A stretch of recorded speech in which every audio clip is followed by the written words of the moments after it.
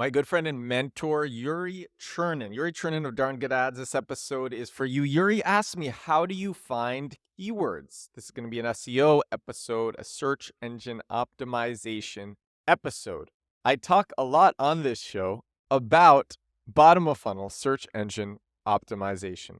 Search engine optimization is the act of making things rank high on Google. So you get traffic from Google, and bottom of funnel means somebody is searching for something with the intent to use or purchase that thing. So you want to target these keywords that are meaningful, that brings you customers, that brings you users, not just randos who give you visibility, meaningless visibility. You want to target people who convert into whatever it is that your goal is. And you do that by targeting the right keywords. A keyword is whatever you put into Google. It's just whatever you search. So you do that with your targeting, and then some link building. You want to have an authoritative website, but link building, that's a topic for many other episodes. Talked about it a ton. How do you find keywords? I actually don't think I've really gone deep into how to find bottom of funnel purchase intent keywords. I'm going to give a ton of value on this episode. This is free. This is free. Can't believe I'm giving this away, but I'm going to give it away because Yuri asked. I thought it would make a good topic for a podcast, and that's what I'm going to do. I'm going to record it. So purchase intent keywords, bottom of the funnel keywords. It's a synonym, same thing. Purchase intent, bottom of funnel. Call it what you want to call it. Here's what I do. I start by doing two things.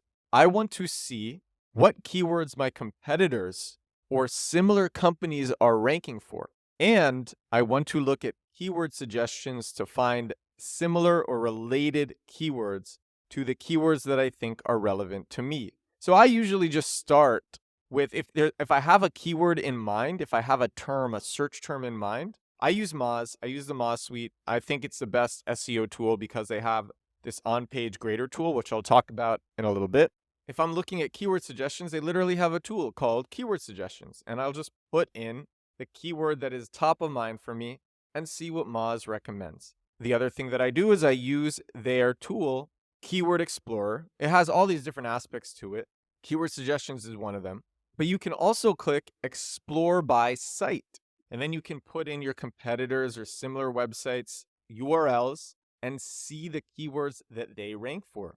And Moz, this tool, will give it to you in a CSV. I open it in Excel.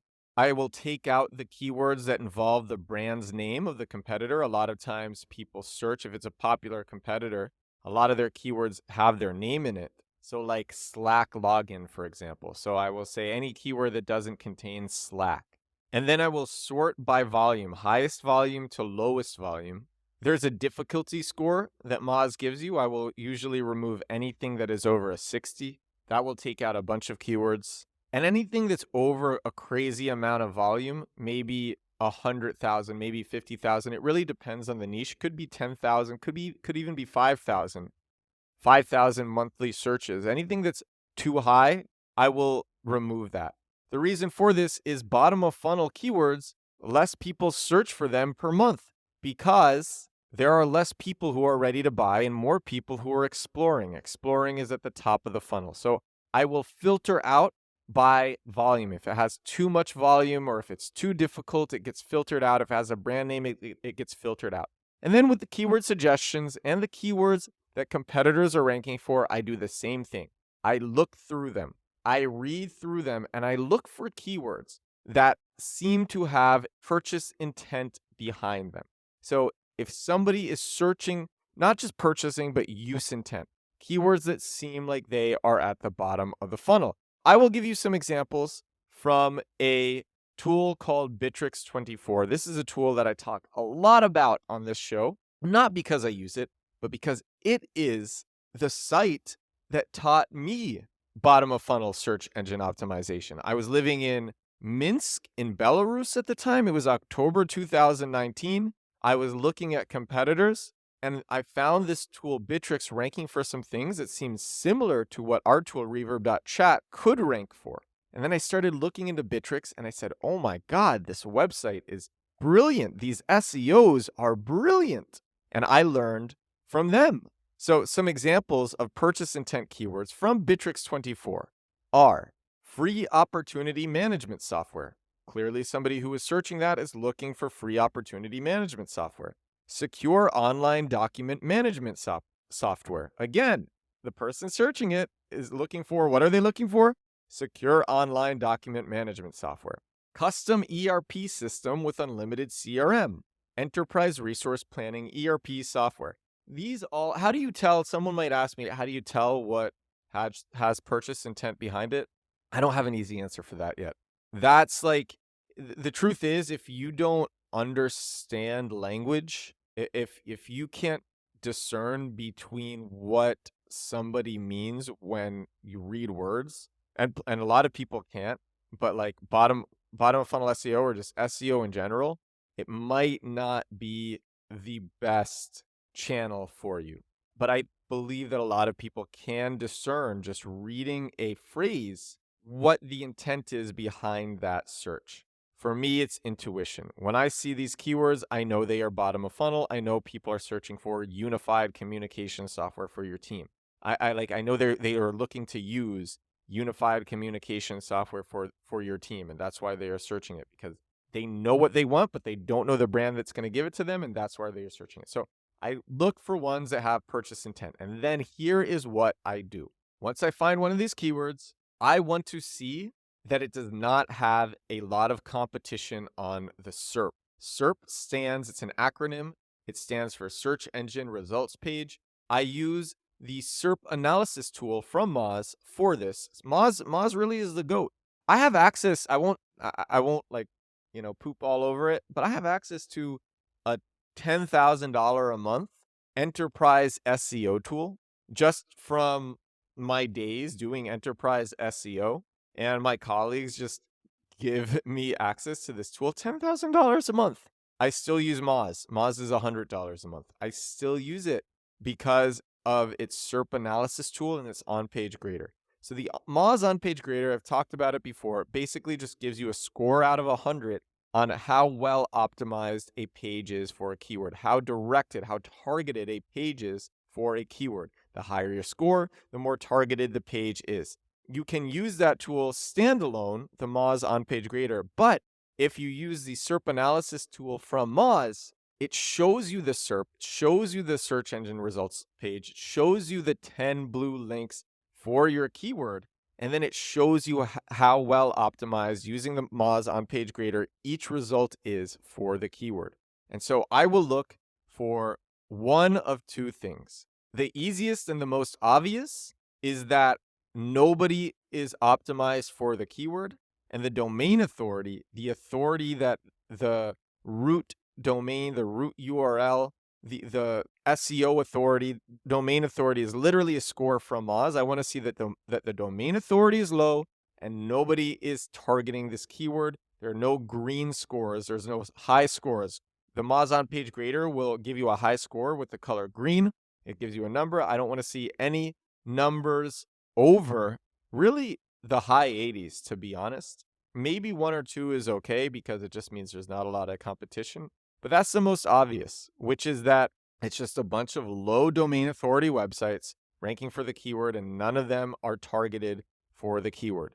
Oh, and when I see a keyword that is purchase intent, honestly, it doesn't even matter that much if it has high volume or not, because I made an article about this. You can see it on, I made a newsletter, and all of my newsletters are published to my website.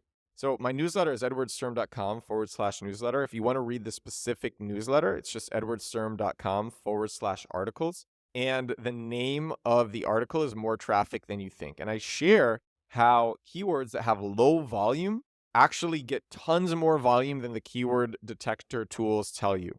So that's the thing. It doesn't matter if you're targeting a purchase intent keyword that has a low volume, because you will rank.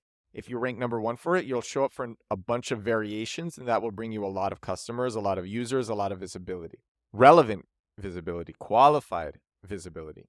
So that's the first thing that I want to see. If I don't see that, sometimes I will see that there are no websites that are targeting this keyword, but there are a lot of high domain authority websites that are ranking for it. That can happen quite frequently. And if the difficulty score is high enough, you may, even if you optimize totally 100% for this keyword, you may still have a hard time ranking for it if all of your competition is really authoritative, has high domain authority scores. And in this case, if you see a lot of high domain authority websites ranking for your keyword on the SERP on page 1, then you want to see that these pages are really not targeted for this keyword. Really, and all of them will have the minimum score, I think will be like 71. So anything, usually what happens with this tool, with the SERP analysis tool, is that everything that ranks on page 1 either has like a minimum score of 71 or not valid. So it's not enough in this scenario to look at the score. So you need to see that these high domain authority websites are really, you have to read what like, you don't have to read everything that they made, but you have to read the page title and the meta description. You have to understand what pages are showing up. And sometimes you will see that these high domain authority websites, the pages that are ranking for this keyword are just completely irrelevant. And you're like, I think I can make something that satisfies purchase intent really well. And these pages, these high domain authority websites, are not satisfying the intent behind this keyword search. And that's a scenario where you can go after it. High domain authority is more complicated, which is why this one is harder to explain.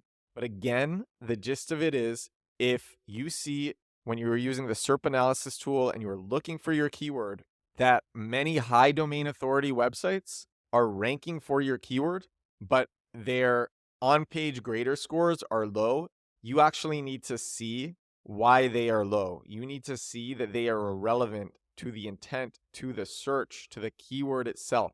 And if that's the case, you can still go after the keyword. But the sweet spot, the absolute sweet spot, is the keyword is purchase intent, bottom of funnel keyword. Everything on page 1 is in the yellow, low scores, low optimization scores, and the domain authority is low as well. That is the sweet spot. This is episode, what's the episode number of this? I don't even know. This is episode 140 of The Edward Show. Let me set the scene. It is 11:36 p.m. 11:36 p.m. I have a cup of coffee in my hand. I got 5 hours of sleep last night. Woke up at 7 a.m. I was too excited because today I moved into a new apartment in this small Polish city. I'm crazy. You know, I really like what Paul Graham does. Paul Graham is just living, from what I hear, he's living in the forest. He's a founder of Y Combinator, prolific startup writer, living in the forest and just writing and enjoying life and being productive in the ways that he wants to be productive, living his life the way that he wants to live. And so I'm living in this small Polish city with two of my friends from New York City, from back home. And I got a 1-year lease. I can break the lease. It's not, when you break a lease here, it doesn't affect your credit score like it does in the United States. A lease can be broken. It's not a big deal. But I did. I signed a 1-year lease. And I spent the entire day from 7 a.m. to now just setting up this new apartment, running back and forth to different stores, getting all these things, going all around the city, getting all these things for the apartment. I was aching. My feet are hurting. I'm exhausted. And it was 11 o'clock. And I'm like, oh man, I got to record my daily podcast. I got to make a TikTok. I haven't made a TikTok today. I haven't missed a day in, I don't know, 380 days or something since I started the TikTok November 1st of 2022. I haven't missed a day. And since I started this daily podcast, I haven't missed a day. So I don't intend on missing a day now. And I'm in a great spot with this apartment. I'm loving this new apartment. You may have noticed the quality of the podcast is better than the last couple of days, because since Monday of last week, I was living in a hotel and my mic was packed deep in my suitcase. And now I have my proper mic again. So it sounds nice. I'm in a good spot, still hitting those consecutive days, and really excited because I'm a year into daily content production, especially with a TikTok. And I'm wondering what this next year is going to bring. I want to end this episode, even though this episode is about search engine optimization, bottom of funnel, search engine optimization, specifically how to find those keywords. I want to end this with something that I learned when I was at the Forbes Top Creator Summit a couple of weeks ago. And I met one of my first followers, one of the first people that I followed on TikTok, this chef named Zachary Neiman. He's also from New York, just like me. And we talked. He was there. He has, I think, 550,000 followers now, only in his second year of TikTok. But his first year, he was at 10,000 followers. And my first year, he said this to me. He's like, oh my God, this is your first year and you're already at 68,000 followers. Crazy. What will you be in on your second year? Because my first year I was only at 10,000, then my second year I was at 500,000. So I'm really eager to see what's going to happen over this next year. I'm going to be grinding on some crazy things, living in a quiet spot with very little distractions, really excited for the output that's coming in a very nice apartment at the top of some building. And I can't wait to see what the next year brings. Episode 140 of The Edward Show. Thank you so much for listening. I will talk to all of you again. I'll talk to all of you again tomorrow. Bye now.